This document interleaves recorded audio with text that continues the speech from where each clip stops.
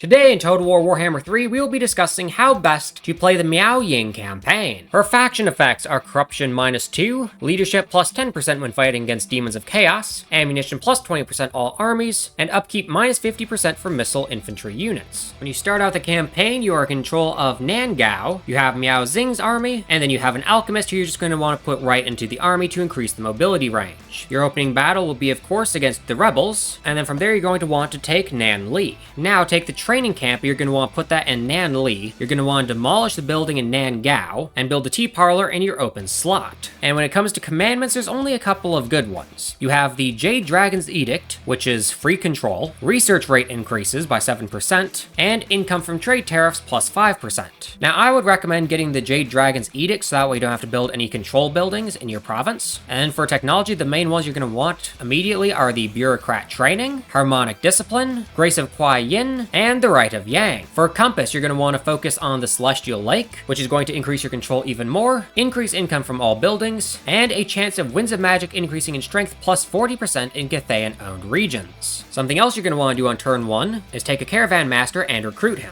then fill up his cargo value to max, and then I would recommend sending your first caravan to Altdorf, so that way you can meet some of the Empire people and try and set up trade agreements with them. For diplomacy, you start out with a non-aggression pact with the Celestial Loyalists. The Dissenter Lords of Jinshen are going to be quickly beaten by the Western provinces. The Imperial Watchers you're going to want to take over. The Rebel Lords of Nanyang you are at war with, and the Western provinces themselves, well, you really don't want to actually get any agreements with them. That is because there are over 30 territories in the entirety of Grand Cathay. However, it's guaranteed that the Western provinces are going to take a lot of territory, and then they're not going to want to confederate you, which can make your campaign a bit more difficult, especially if you just want a short campaign victory. Speaking of which, you have to take the Gunpowder Road, the Land of Stone and Steel, the Imperial Road, and then all 3 bastions. When you get these caravan encounters, you want to weigh your options. So in this case, I already have a lot of ranged capabilities, so I'm going to get the Sword Brothers, so that way I have more powerful melee units. Back in Nangao, I'm going to want to build the Wares Market, so that way I can restabilize the province, and of course get improved growth. Once you have destroyed the Rebel Lords of Nanyang, now it's time to figure out who you want to fight next. And you have a few options. You have Clan Eshin in the south, you have Dissenter Lords in the southwest. To the east, you're going to have Lokir Felhart. Inside of these mountains, you're going to have Orcs. And then above you, you have the Bastion. Also, after taking a few settlements, you'll want to start building up a second army. Once your main force has replenished its health, it's time to start attacking the Great Bastion and taking the Great Bastion back, which will be a series of very quick and very easy battles. And the Great Bastion settlements have their own unique commandments. You have Casualty Replenishment Rate plus 6%, Unit Experience Gain per turn 200, Great Bastion Threat minus 1% per turn with a Corruption minus 5, and Growth plus 25 and Construction Cost minus 20% for all buildings province-wide. You're going to want to get the Great Bastion reinforced for the additional growth. Although it might be tempting to try and reduce the threat level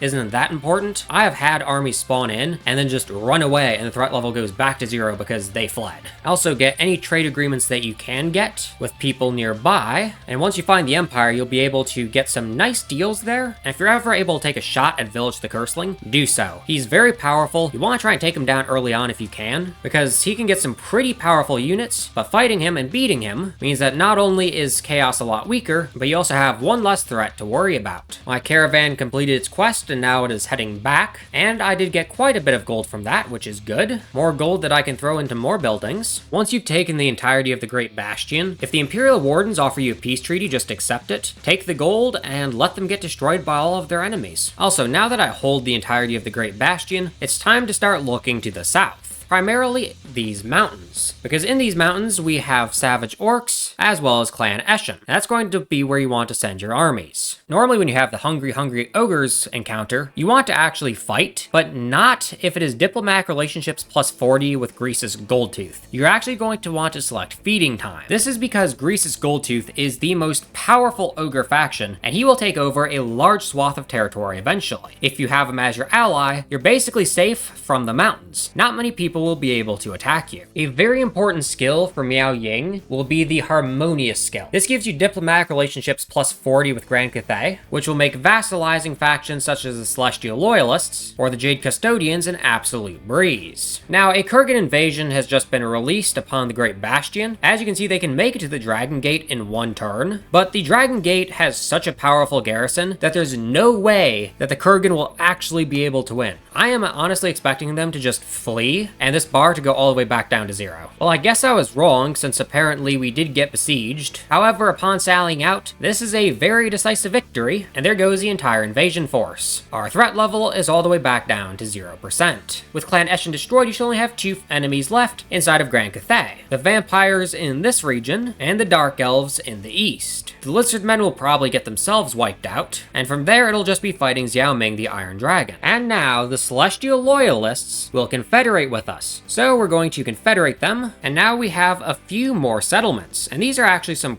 pretty good settlements. And of course, we're going to have to build up a second army and go to war with Lokir Felhart. With Lokir Felhart's faction destroyed, it's finally time to turn your attention to the western provinces. The battle against them at this point should be pretty lopsided, considering you should have a lot of armies, and for the rest of the campaign, it's just taking over what few settlements you don't have, cementing alliances with Rhesus Goldtooth, and furthering your diplomacy with the Empire. Anyway, I hope you guys enjoyed the video. If you did, be sure to smash the like button and subscribe for more content like this. Also, go check out my Discord server as well as my Patreon. Links to both those in the description below. But anyway, I hope you guys enjoyed the video and hope you enjoy the rest of your day.